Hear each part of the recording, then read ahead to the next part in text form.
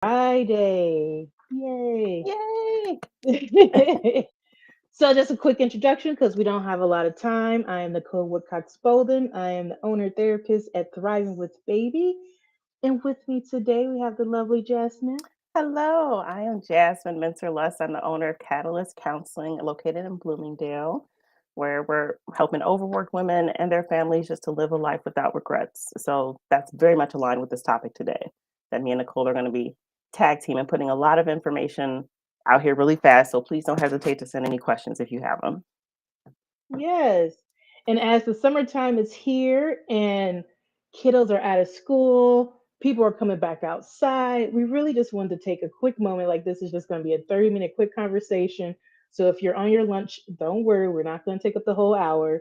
Just really want to talk about mothers, parents taking a moment for themselves Yes. and like what is really self care and what's the dangers of not taking that moment for yourself. Yes. And so we're just going to jump right in. So the first thing we're going to just kind of touch on is the importance of prioritizing yourself. Now we know it's on trend about self care, and people are like, oh, that's cute. But no, like, why is it important? It Mm-hmm. is important because if you are always giving everything to everyone else and that's your main focus, your mind is going to start to rebel. There's going to constantly be this voice of, what about me? Yes, you If said you're that perfectly. constantly, yeah, if your mind is asking you, what about me? It's going to start to do little things. Your anxiety is going to go up. You're going to Mm-hmm. forget stuff. Your depression may come. It's not going to turn out well. Right. There's a lot of dangers to that. But Jasmine, what's some other things you think about prioritization? I think about like those main pieces, essentially our relationships are the things that take the biggest hit. So why it's important? Because those things that if we hold true, like our relationships at work, our relationships at home, our relationship with our partners, all those are in danger when we don't take care of ourselves. And right, the main thing I see is when our relationships crumble, that's when it feels like a crisis. So we don't Mm. want to wait until crisis mode to take care of ourselves, right? Or to take care of the things. We want to see how can we integrate that where it's just a daily habit, right? So why it's important? We don't want to put our lives into crisis. Yes, yes, we don't realize into crisis. And that crisis, we kind of mentioned already, the survival mode. When your mind is already saying, what about me? It is going to go into survival mode because if you don't have time for you, that means you're not safe. Your Right. mind is thinking like, we're not safe here because we can't even do the basics. Some, Mhm. especially if you're a new mom or have multiple kids of little ages, you may not be getting a shower, you may not be eating, you may not be sleeping. And so again, your brain is thinking like, are we safe? Are we Mhm. being chased by a tiger? Are we about to go into hibernation? And so it's just going to automatically kick into survival mode. And Yes. so we have a little graphic that we can go through with everyone because we recognize when people need the visuals. Visuals Yes. are always good. And we need a real definition of what survival mode is. I feel like a lot of people put it out there. And I Googled it just to see, like, if because we're Googling stuff about it, I was like, what is it? When people like, what are they actually seeing? They're not seeing real definitions of what survival mode means. But when we say the word, we kind of like all create our own definitions. So here's like a workable, but not all inclusive um, information about what that could look like.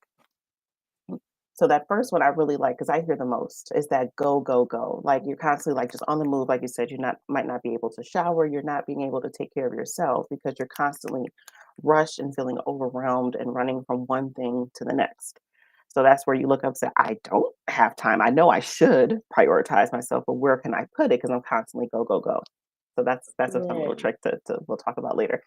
Um, yes. Exactly. And you feel it's anxiety producing to think about slowing down. Yeah. Like as soon as you sit down, all the thoughts are rushing you like, you don't have time to do this. This is not productive. I feel guilty for You're sitting gonna here. forget. Yep. Exactly. Because I have You feel all guilt. this other stuff.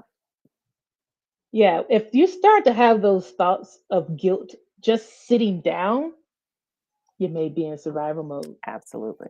Like Absolutely. it's okay to sit down for a few minutes. Mhm. It's okay to finish a drink. How many people, and we've made it commonplace now, where it's like, oh, I put my coffee down and I don't finish it until 9 p.m. Yep. And that's not good, right?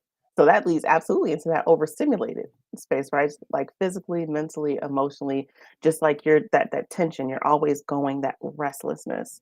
So if you're so overwhelmed and overstimulated, like we're talking sensory, like you just feel it in your body that it doesn't feel comfortable to settle, right? Where you've lost track of your coffee. It's like, oh man, I didn't even know I set this down here.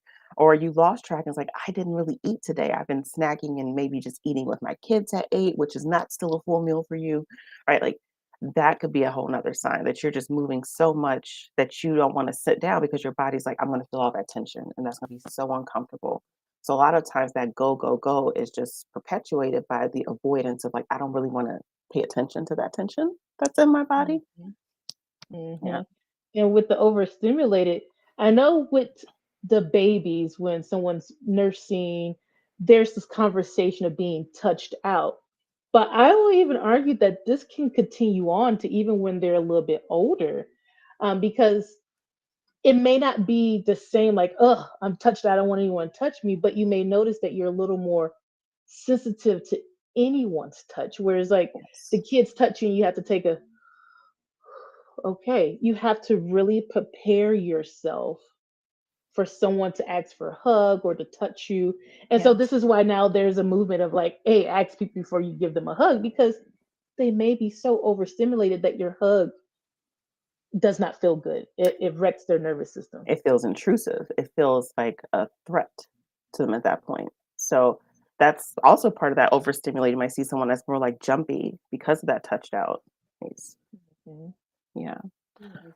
Mm. That does go well to the not being engaged, right? So let's say someone even in that moment did ask like for a hug.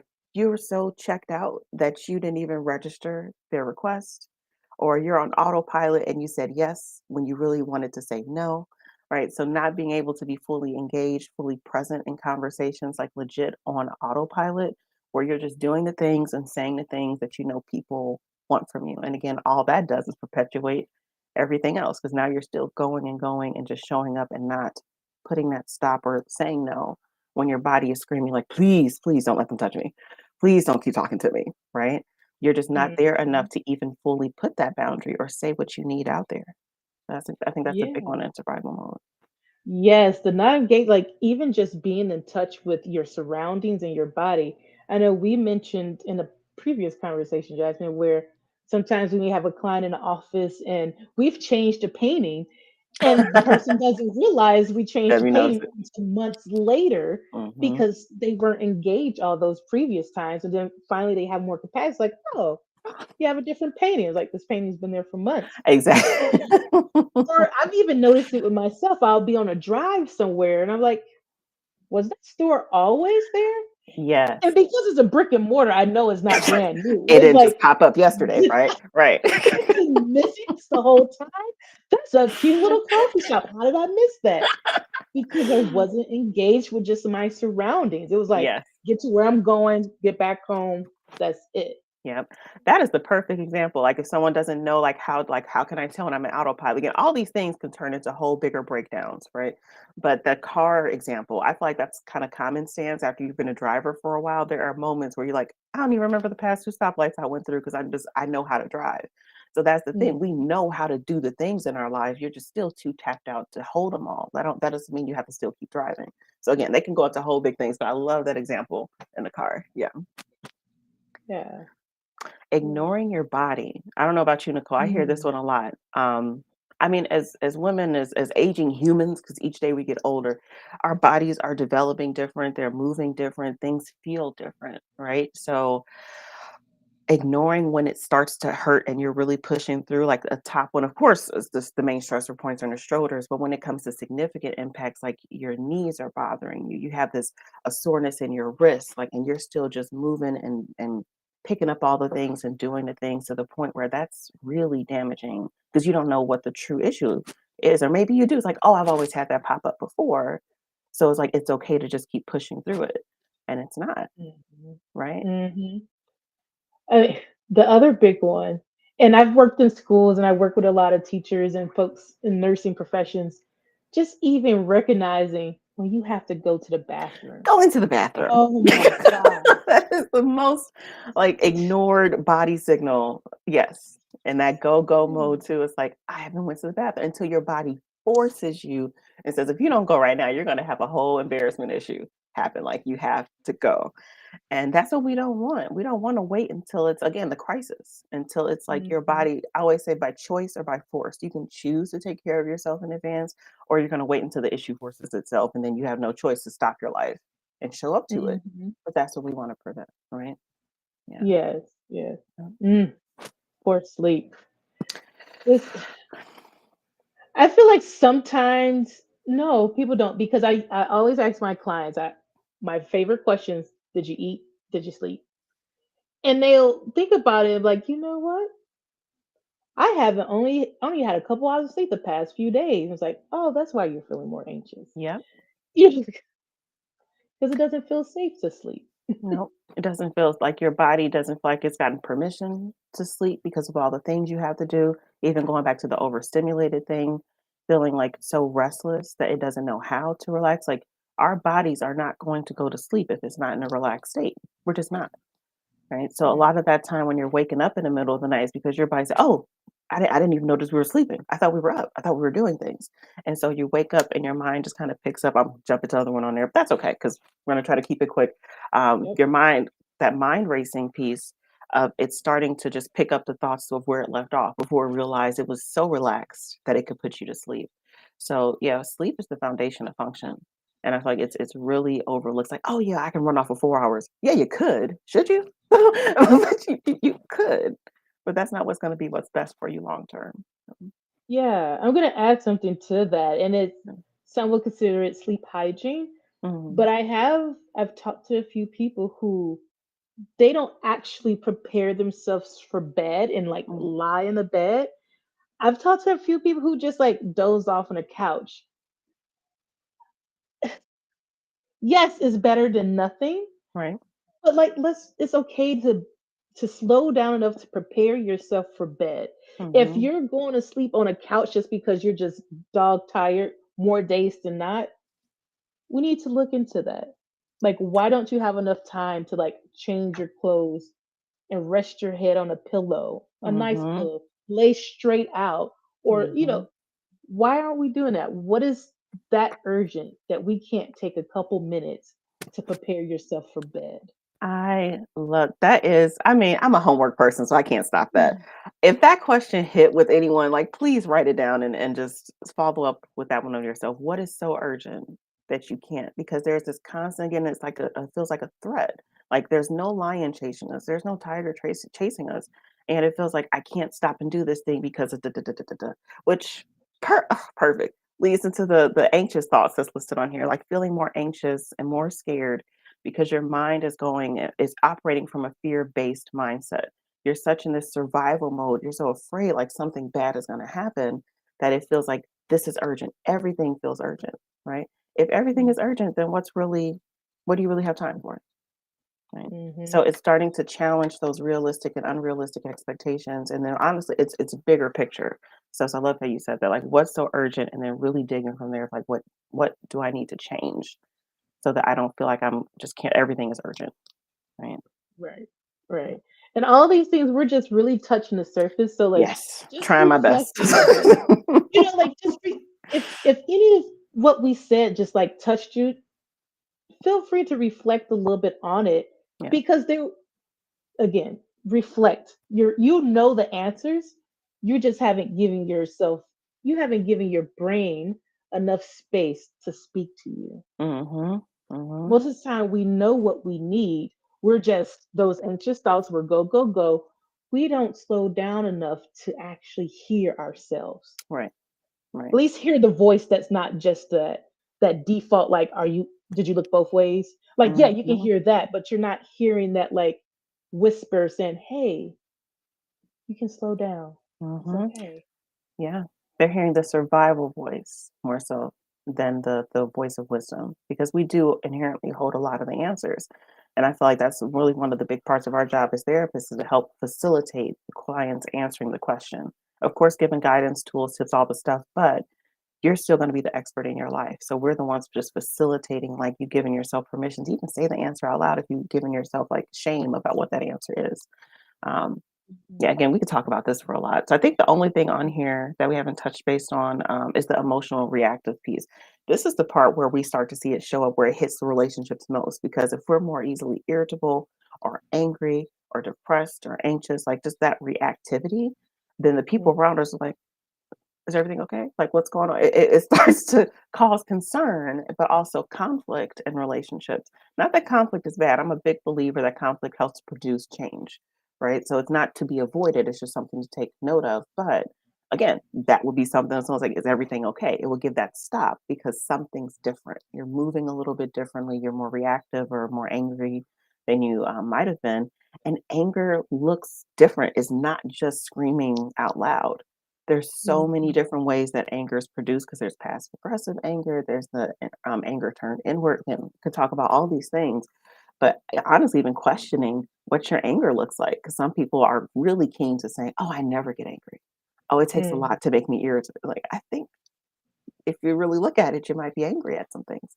So, just really again reflecting to see where, if any of these things hit. Yeah, and I just want to take a quick moment to like touch to guilt and shame because sometimes Mhm. when we think about irritability or anger, people are more often than not to feel guilty or shameful around it. Like, oh, I feel so bad. I was angry. I was short with this person. And I tell my clients all day long, I'd rather take your anger than your apathy because I can work with anger. That Yes. means the emotions are there. There's Up something that there. wants to come out. Yep. But if you're just isolated and silent, that's when I'm nervous Mhm. because I need to know if you have hope to live. Mhm. At least with a 100%. little bit of anger, you got some passion in you. You still like you want to fight. Yeah. But if there's no fight, that always scares me more than anger. So like please 100% agree. don't guilt yourself for the anger. Don't shame yourself for the anger. And if you are in therapy, do not be afraid to share that anger because I tell my people all day long, I'd rather handle your anger than your silence. Because the silence, you're not communicating, you're not letting anyone in to know what your experience even is. At least with anger, even if it comes out the wrong way, which why I said I love that you said that, not to shame it. Even if you say it the wrong way, you said something. That apathy is such a level of disconnect. Like the overarching part on this is disconnected socially, emotionally, spiritually, and physically, right? So Mhm. I feel like when you're hitting to that point of when it's on the extremes for those, I think that's when that apathy will come in, and that's more worrisome. Yeah, Yes. really good point. And we and don't worry, we will share this infographic on all the social media things so you'll have some other places to look at it again. But I am going to take it down so we can jump into some other topics real quick Yes.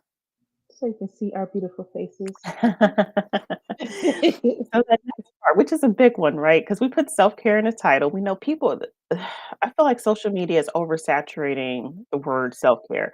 So we put real in hopes that that would catch the attention, but what is real self-care, right? Yes. So Yes. I know there might be a lot of different definitions for this, but I look at it like it isn't gonna be the quick fix. And I think that's the hardest part for people to recognize. Like we want, because of being potentially in that survival mode or anything, just struggling, we're going to want something to come in and take the pain away, to save us from the pain, to put us back on track where we feel connected to ourselves again. But self-care, at least how I define it, Nicole, I'll definitely give you the space too to how you define it. It's not going to be that thing that you could just quickly buy and apply, right? It's going to be that invisible internal work. Like it's just not going to be the external product. It's going to be that internal process. That's the way I like to say it to clients. Like it's a whole internal process, and that's scary for some people because we have a lot of things that advertise like do this thing and you're taking care of yourself. It might be, right? Because it's such an internal process, it's going to look different for everybody.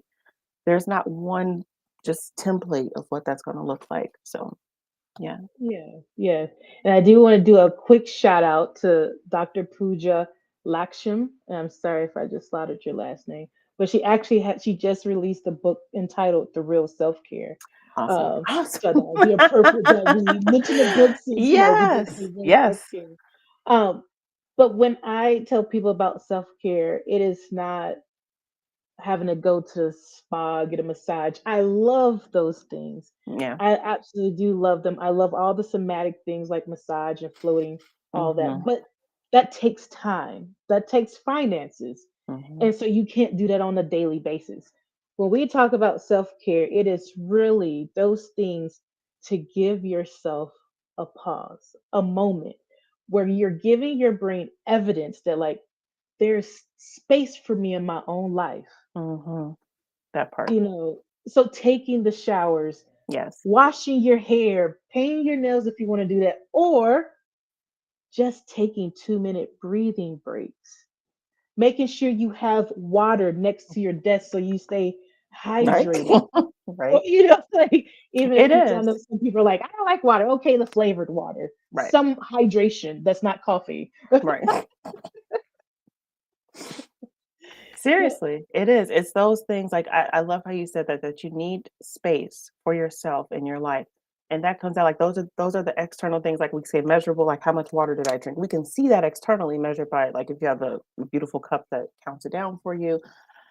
The Mhm. invisible part, right, is you having space for yourself in your own mind. Like your thoughts, you had time to think about yourself today, right? So Mhm. even like speaking as a mom, my day starts off like my kids' appointments, da, da, da, like all the things, like none of that was me. So really, how do you set up your life where you have that structure? It's like I do have space to think about myself today consistently, right? Mm. Because that's how when you don't have that space and figuring out what that looks like for you to actually create that space, that's how you end up not being engaged. That's how you end up overstimulated because you're constantly just taking in everything's coming at you and no room for you to say like, oh, this is what I actually needed to, like we said, go to the bathroom. I actually have been thirsty for like 5 hours. It's how do you even give your mind the opportunity to recognize what your body needs? Yes. And this one may be a little bit of a stretch, but even making a little bit of time to step outside every day. And this one, I do this because even personally, throughout the pandemic and doing a lot of telehealth, Hmm. there were days, and I said this, it's sad to say, there were weeks that I did not leave the house. That's not healthy. Yeah. Well, that's I not healthy. resonate That with that. doesn't tell our brains that there's time for us. Right. So even if it's just standing up and walking outside for a hot second, look up at that sun, I'm like, do a twirl, and go back in it. Like I it was can so be. thankful for my dog. If I didn't have, because every time I stepped out, if you didn't have to go to the bathroom and weren't crying at me while trapped into this house in a pandemic, I wouldn't have made it outside. Right. So Mhm. yes, like just the sheer thought. And the biggest part and the craziest part that those that are listening, you might even know some of this logically, right? It's really, again, that internal process. What barriers, what is so urgent that you can't go do it? Right? Yeah. Because we all feel it now in the Midwest, like right now, it's hot and sunny. Like this is beautiful. We all want to be outside now, right? But we know we get Mhm. this little pocket. So it's still important, even in the winter. I'm a firm believer in that. Just like body sensations, the cold can feel good. I know I'm in a camp alone sometimes with that one, but the cold can feel good. But it's just about getting outside, fresh air environment, like grounding to what's around you that's not in your house in front of the screen. So yeah, no, that's Yeah. again, all these things we could talk on for a lot, but really I hope that message comes through. Like self-care isn't going to be that quick little thing. It can be a quick little thing of water, but you have to figure that out for you. It's too individualized for us to say this is self-care, go do it, now you're winning. You have to figure out what winning looks like for you. Right. And it having the tools, like some days, just last week, I had did all the tools. I stood up, I stretched, I did a little hokey pokey, and I still was feeling really funky. I Mhm. couldn't shake it. And my husband kicked me out the house. He was like, "How many steps do you have?" And I had like 5,000 or something. He was like, "Don't come back till you have 10,000 steps." That's And awesome. I fought it, like, I did a little lap and I was like, "I'm done." Like, it was a little painful too, like, my bones were tight because I was Mm. sitting down that much, and I was like, "No, just keep going." And Mhm. eventually I worked through it, and I actually felt so much better Yes. getting those extra 5,000 steps, and I know everyone can't do that. That took me maybe 25 minutes because after I got my groove back, I did pick up my pace. I It's like, started, all like, right. there were some other people walking, so that also gave me motivation because then we like cross paths. I was like, yeah, I'm not going to slow. I got to keep up with my partner who doesn't know they're my partner and Exactly. walking. Exactly. My accountability partner, they did not know they got Yes, assigned that in that moment. Yes. Yep. Mhm. No, but I Yeah, love, so, like, like you said, every that day may be 25 something different. minutes. Yes, that was not a lot of Yeah. time, right? And Nope. because you communicated with your partner in a way that he knows you, again, like all these things, is like, have you walked today? Like the more that we know about ourselves, we can communicate to the people around us to help keep us accountable. Like you show up so much, and I'm just saying this universally for all these other people in your lives. They want to, the majority of them, the good supports, they want to show up for you too because they know the value that you bring. So sometimes that's even a barrier. It's like, I can't do it because then I can't. If you ask them straight up and it's a healthy relationship, or put that in there, they most likely want to support you. They just don't know how. And they're not going to know Mhm. how unless you know how to communicate how. And you can't communicate how until you do the work to know what you need. Right. So it all starts back with that process. Exactly. And that leads us into our tangible thing. We've had this discussion. This is a very real discussion, but we do want to provide an opportunity to meet in person, to have that community, to find some accountability partners, because we also recognize that not everyone has a healthy relationship with their partner or family or whoever. So your accountability family may be outside of your immediate family, and we want Yep. to try to come in and provide some of that. And so I'm going to put in the chat a link to our mom wellness retreat. And Jasmine, if you want to talk a little bit as I Yes. copy and paste. So, like we're saying, it's not going to be this tangible thing or this product. So, coming from two therapists, right? The tangible thing that we can provide for internal process is just a moment in time for you to stop and pause and do the work. So, this is going to be we're structuring it where it's designed to be a balance between you get that time to connect with your body, do the movement of yoga, of meditation. Because meditation is not just a relaxation process. That is the way that you can really dive deep into some stuff that's going on within you, right? And then also having these breakout sessions where you get to learn some tips, where you get to work with us more in depth, more intimately, we would say, because we're keeping it to a smaller group of 20, enough so we can break it out. But we can meet you where you're at in your self care journey so that it's actually sustainable. So we can see this is some stuff that we can add to it. These are some insights that maybe we can learn today that we're going to have in these sessions of what the self care looks like. What have been some barriers that have been in your way? Like, how can you realistically overcome the barriers that's in your life, right? This isn't a one template thing, right? We want to have it so it's individualistic, but the product, right, is just the time. We're giving you that Mhm. opportunity to prioritize yourself to pause the day from 9 to 2, right? During the time when the kids are usually gone somewhere, day camp, or someone in your tribe can watch them during that time during the daytime so that you can set aside that this is, I'm gonna do it for me. And I'm not gonna have guilt for the things that I would have usually done in that day because I need this to know where I'm gonna go next so that I can actually show up for everyone. So yes, that's my spiel on it. A really nice balanced way of mind and body. Yes. And community, because it's Yes. like I was just saying, like, we know what we need to do. This self-care thing has been in social media forever now. Yep. And so this is not saying, oh, you don't have the knowledge, but sometimes you need the place to actually practice it so you know what works for you. Mhm. And you need some partners that can say, like, did you eat today? Did you sleep today? Mhm. Okay, how can we be creative? Because sometimes we do have to be creative with it. Like, I know there's times when I have to take the kids to the park and I'm just doing laps around the park. I'm still watching them. It's not Mhm. alone time, but I be intentional. I don't put my headphones on. Or if I am feeling overstimulated, sometimes I do put my headphones on with no music. Mhm. Um, Just to create I've that worked in boundary. Yep. Yep, I've worked in schools for a lot, and sometimes with people who have like sensitivities to noise, they just need the headphones. So Yep. sometimes I may put the headphones on and there's no music, and that's a tool too. So like this is community. This is your playground to try out some I love that. things so Yes. that you can say this works for me and have Mhm. an actual toolbox of things that you can take home with. Like we're gonna Mhm. try to do some oils so you can have some oils that you can put on your desk, on your body, whatever, a little massage tool. So we want this to be not we want it to be a relaxing day, but something that you can hang on to for a while and actually implement in your life. Yes. And That have you community that's going to go beyond one day. Yes, that you leave and you're not just saying like, "Oh, that was a great experience." We want that too, right? But that a month from now, a month from then, you look up and say, "Oh, yeah, I'm still implementing this." Because sometimes it just takes, taking the time to plant the seeds so that they can come to fruition. This is again all the things that you know, right? But we need time to like to water it, to attend to it so that it can like show up in your life in a really organic way.